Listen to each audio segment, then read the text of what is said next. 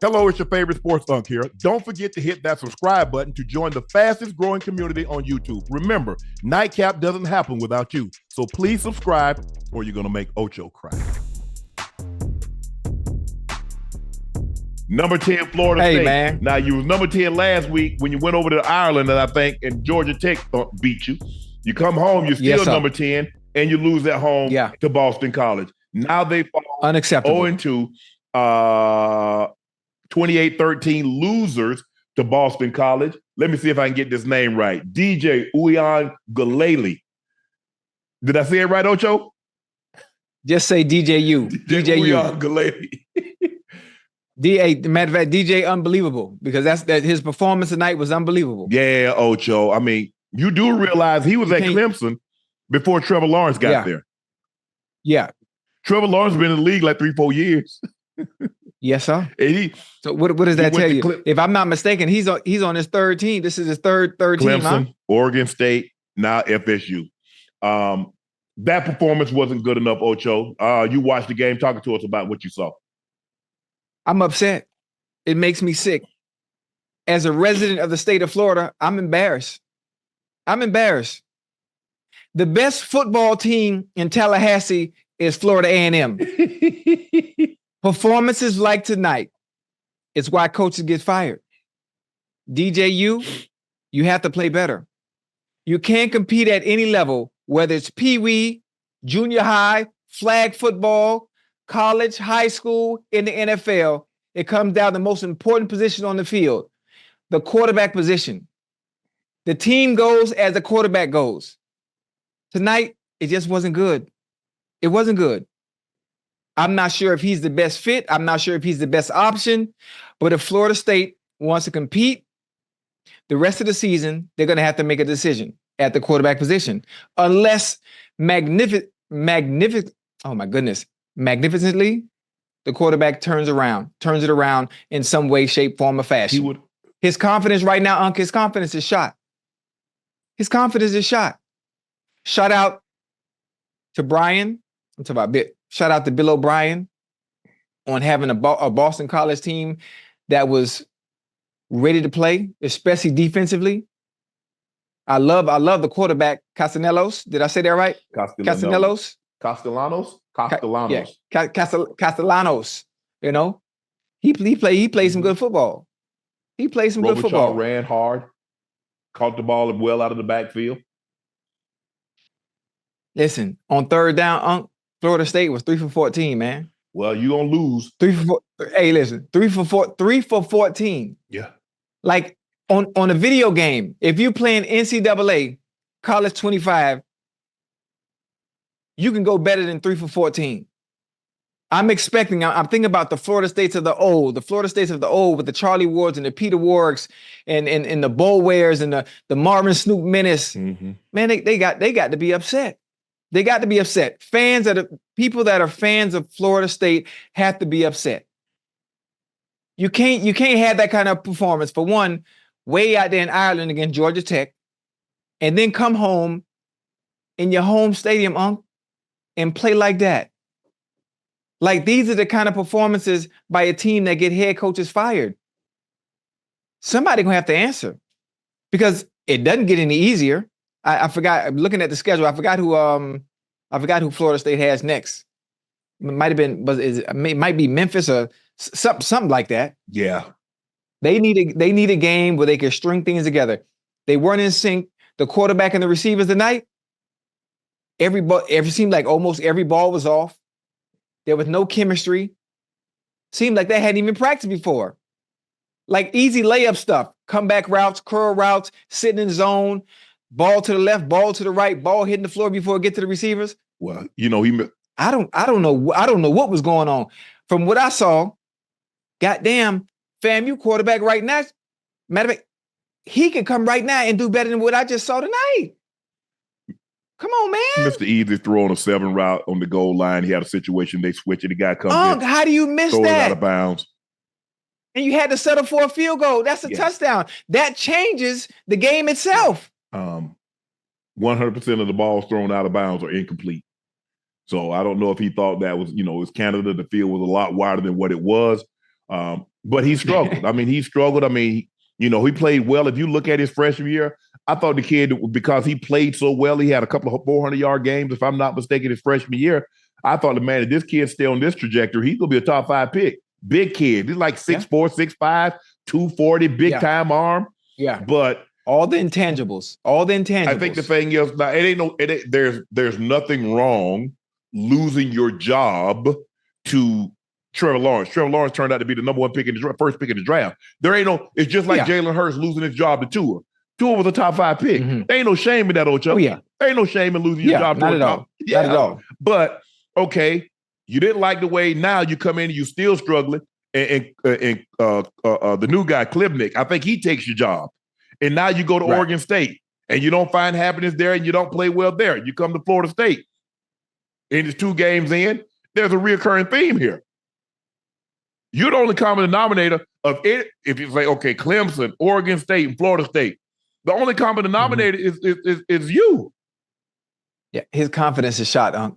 His confidence is shot. I'm not sure who FSU plays next, but he needs to string some things together, starting in practice. It all starts with whoever's calling the plays out there at Florida State to build his confidence up. Start him small, swing pass, quick smoke, just to get him in rhythm. Get him in rhythm to get his confidence back. Because if he's going to be the starter, for the rest of the season, for the remainder of the season, since, they got Mike Norvell got to do something. Because if you put up another performance like that, well, the AD gonna come calling. For sure. The boost is gonna come calling. Somebody finna come knocking. Right. You scored 37, if I think maybe 37 points a game last year. Well, they had Jordan Travis, who was outstanding before he hurt his leg, and that's probably one of the reasons they got blown out in the game against Georgia. They was complaining about not making the college football playoffs. Alabama got their spot, no shame, because Alabama went down to the SEC championship and beat Georgia. Georgia hadn't lost a game in 2 years. They had won back-to-back national championships. Looked like they were going for a three-peat. So I don't think anybody's shocked that Alabama jumped Florida State, considering they had lost their starting quarterback. Had the starting quarterback still been in there, Ocho, I think that would have been a very difficult sell. But they knew with the backup, they weren't going to even come close. I don't think they thought Georgia was going to thump them like this, but it happened. But when you go on the road, and they were favored to beat Georgia Tech. Georgia Tech is a lot better than I think people thought. With that being said, Florida State, you went 13-0 last year. You returned. I get it. Jordan Travis is gone. Keon Coleman is gone, and you probably lost. I think you lost a defensive lineman, also. But you should be better than this. I mean, the polls had you ranked top 10. They had you obviously had you ranked top 10 for a reason. And when you came out and they haven't played well, but it comes down to the quarterback. The quarterback hasn't played well. He hadn't played well in a very, very long time, Ocho. Yeah. And with that being said, it's not looking good for Florida State. Now, Mike Norvell, they chose Mike Norvell over Time. That's Time's alma mater. He played at Florida State, had a storied career there, and they chose Mike Norvell. Could you imagine if Prime was at Florida State, man? Can you imagine the recruits they would have? Could you imagine how he could have turned that program around into being like the Seminole football teams of the early 90s, the 2000s?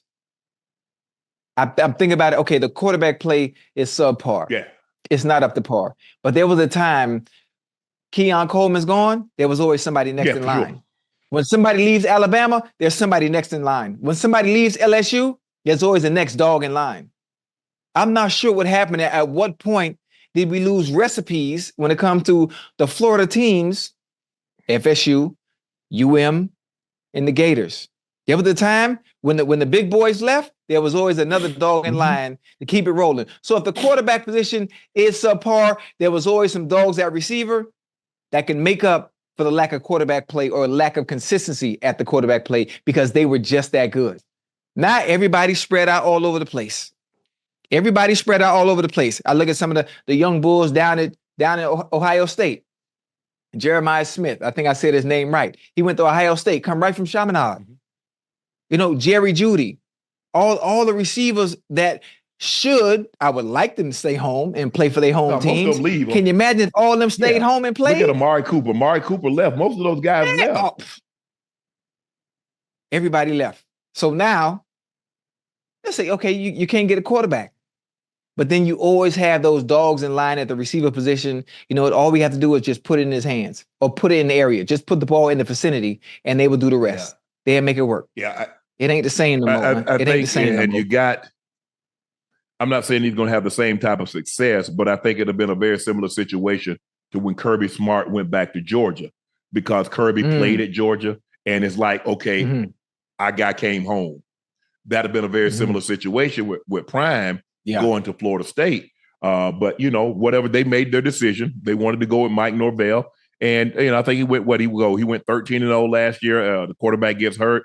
They go, I think he went, what did he win his first year? 8-5, maybe 9-4. So it's not like, but when the standard is what Florida State is, especially what Coach Bowden, not the last couple of years withstanding, is that there's an expectation level in these schools. You know, there's an expectation level that, as you said, like this, you know, with Coach Bowden in the 80s and the 90s, you know, they had great players. All the Florida schools got a lot of the Florida players. They weren't going to Alabama. They weren't going to Ohio State. Home. They stayed at home. Now they're starting to spread out. They're going to Ohio State. They're going to the University of Alabama. They're going to Georgia. They're going to Michigan. And so now all of a sudden, you know, it used to be, Ocho, if you could just recruit the state of Florida, you're going to be straight. Now you go to Ohio and get your go to the Midwest and get you a couple of those big old linemen. But if you can recruit the state of Florida, you were Gucci.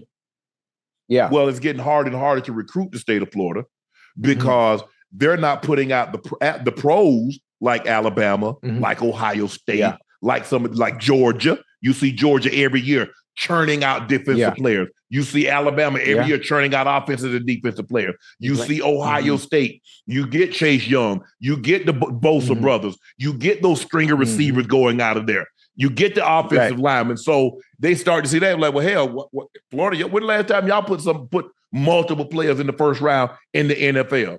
Miami win, FSU. So now Ocho is starting to dissipate a little bit and it's getting harder and harder to recruit because they see Amari Cooper. Man, Amari Cooper went top 5. They see Jerry Jeudy. They see all of these other receivers going.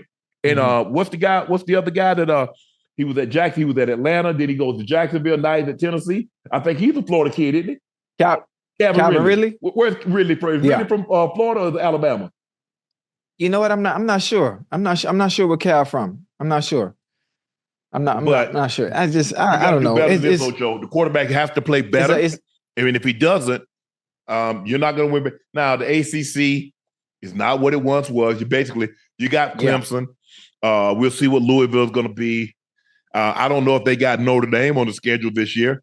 But DJ, 21 of 42, 272, 1 touchdown, 1 interception.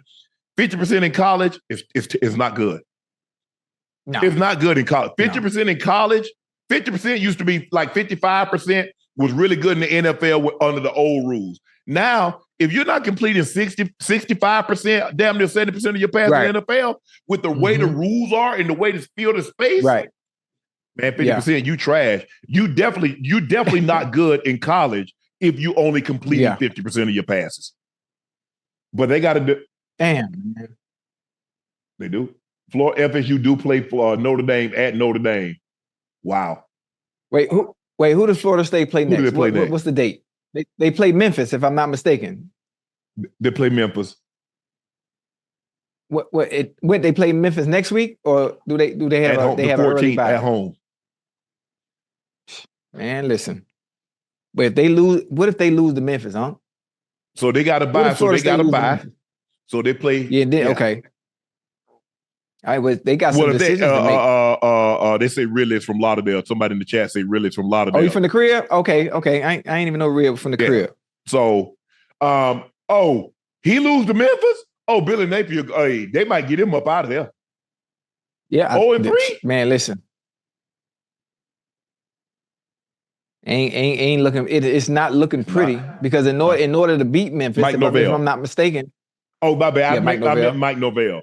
But Billy Napier better get on the ball too. As a matter of fact, let's go ahead and transition. The biggest disappointment, though, has been the Seminoles front seven, expected to be one of the best defensive line in the country. FSU was carved up for 190 yards, 5.2 yards a carry in its opening loss in Dublin, and they were Ocho, I'm looking at this. Ash just put this stat. Guess who the number 2 ranked quarterback, the number 1 ranked quarterback coming out duel was Bryce Young. DJ was number 2. CJ Stroud was number 3. When they were coming out of high school. Right.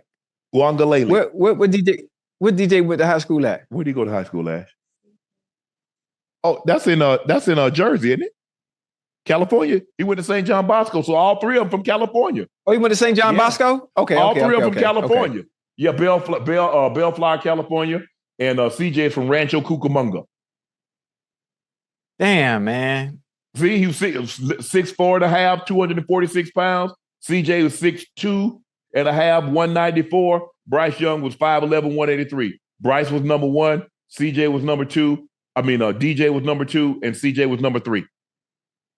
And Bryce Young won a Heisman Trophy, went number 1 overall. Yeah. CJ had a great collegiate career. Get that, Jordan. CJ had a great collegiate career, went number 2 overall. I'm not sure he's gonna get drafted, Ocho, unless something turns around. The only thing that can turn it around is himself. The coaches can only hide so much. At some point, you gotta step up and play ball. Yeah. At some point, you gotta step up and play ball. My whole mentality in general, I don't play the quarterback position. How can I make my coaching job easy? How can I make the players around me better? How can I do that? As a quarterback, I want to be able to make those play calls as easy as possible, being able to make all the throws, whether it be short, whether it be intermediate, whether it be deep balls. Ocho. How do I do that? By being efficient. Ocho, I could call all the plays if I want, but if the guy, Ocho, I can give you a job, but if you can't operate the equipment, what am I supposed to do? That's Unc. That's all confidence, Unc. I'm looking at a young fella out there tonight playing with no confidence. So what happened at Clemson? Okay, you lost his confidence. Okay, what happened at Oregon State? Okay, let's just say he lost his confidence. Okay, at Florida State. At what point in time is it him, Ocho? Yeah, that's what I'm saying. And then what happens is you're playing against competition that I'm assuming is a little better. You know, at Clemson, I'm not sure if he was there with Trevor Lawrence when he was at Clemson. Well, hell, you know you're not starting over him. I'm not sure. What was he at? What was he there with? Was he there with Trevor, or he came in after Trevor got there? Why the hell would you go there if Trevor there? Yeah, I have no idea. He was the goal. I have no idea. From the time he was like 17, he was like, okay, this is gonna be the number 1 pick. It's the same thing as Matthew Stafford. They're like, he's gonna be the number 1 pick of the draft. The way he can spin the football, the way he can throw the ball, he's gonna be the number 1 pick. Yeah. His first year, he came in. He was in the 2020 class, so he came in. Trevor was probably that meant Trevor was a junior, because Trevor started as a he played right away. So yeah, he didn't redshirt. Right. Okay. Damn, man. K. Klubnik. And then at Oregon State, he couldn't beat out whoever the starter was there. I forgot Young Bull that was there last year. But the thing, he did play. Ocho, if the thing is, if you struggle throwing the ball, why the hell you going to Oregon with that weather? It rains, it sleet, it snows, it's cold, it's windy. Man, you better stay your ass in the South. Damn. Well, he's in the South now. He right here, sunshine. Oh, missing the easiest throws. It looked like they had never practiced before. Oh, so Ocho, has it ever dawned on you? He might not be it. That's why I said his confidence is shot. To be coming out of high school and be ranked number 2 in between CJ Stroud and Bryce Young, there's something about you that everyone saw. 6'4", 240. That was high school. Went to St. John Bosco. I know. I know. And at the quarterback position, the first thing, once your confidence is shot, it affects everything else. Everything else. That's why at the highest level in NFL, you have to have a very short memory. As a DB, you got to have a short memory. You get beat, boom, on to the next play. As a receiver, you drop a ball, you know what? Boom, fuck it, on to the next play. What happens if you got confidence and you're not good? Then what do? Hey, listen, I don't know nobody that's not good that got confidence. Oh, you can have confidence and not be good at something. You absolutely can. You absolutely can be good at something. Have all the confidence in the world. You got to have some type of self-awareness. If you have self-awareness, there's no way in hell you're not good and confident at the same time. The two don't even go together. That's the thing with an athlete. Sometimes our greatest attributes is our greatest liabilities also. It gives us for false. Man, I'm really everybody good at Ocho, everybody was good at high school. If you go to college, and guess what? You go to the NFL, everybody for the most part, 85% of the players was all conference, all American, all something. At some point in time, if you're in the NFL, you was all something at some level. Right. All state, all conference, all this, all that, all American, won this award. You was something. And sometimes it just comes down, Ocho, you know what? Hey, you just go to a level and that's it. That's as far as you're meant to go. Yeah. So you think DJ has hit his ceiling, you think, as a quarterback? I think that might be a possibility. That just might, and that's okay. Everybody, there are a million kids that come out and go to college every year. All million of them ain't going to the NFL. Oh, wait a minute. What if this is the issue? What if the fact that he doesn't have the supporting cast that a Bryce Young or a C.J. Stroud had when they were in college? Do you know what come out of Clemson?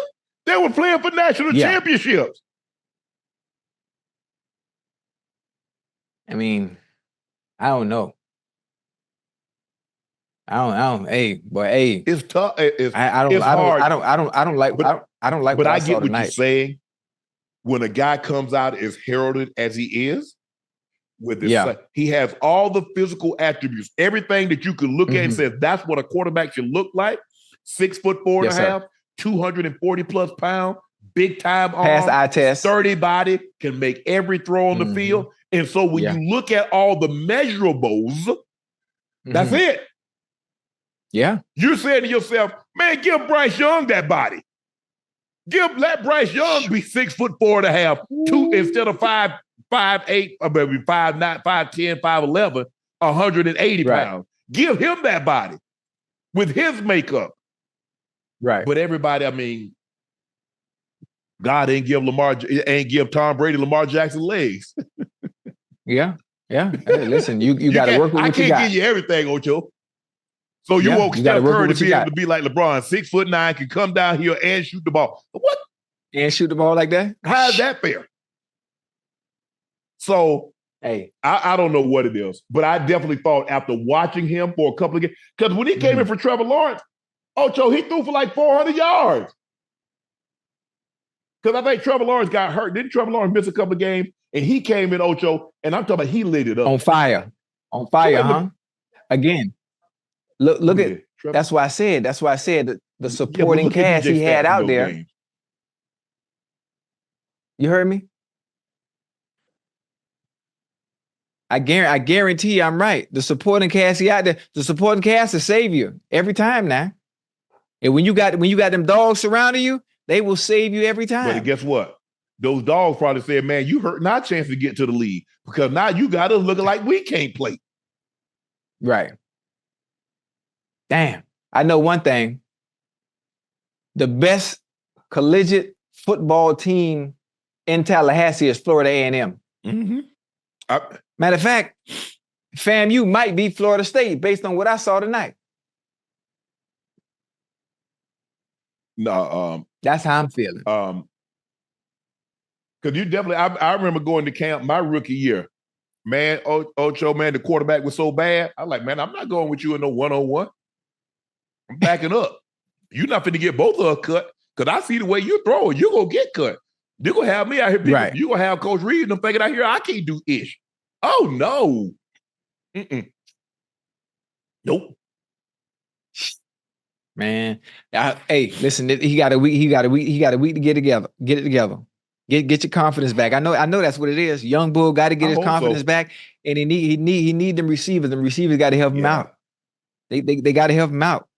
The play caller, whoever's calling the plays, you have to understand his strengths and his weaknesses. You got to know what your receivers are good at, what they can and what they can't do. Make it easy for him. If you got to dumb down the playbook, dumb it down. And once he gets his confidence back, then you can open the playbook back up. He's missing easy throws though, Ocho. Yeah, I know. He throwing swings in the dirt. That 7 route in the end zone, Ocho, you won't get an easier throw than that, Ocho. I ain't gonna lie. I ain't played quarterback in 40 years. I could have completed that one right now. Yeah. It's unfortunate. I'm gonna tell you one thing. Players get coaches fired now. Yeah.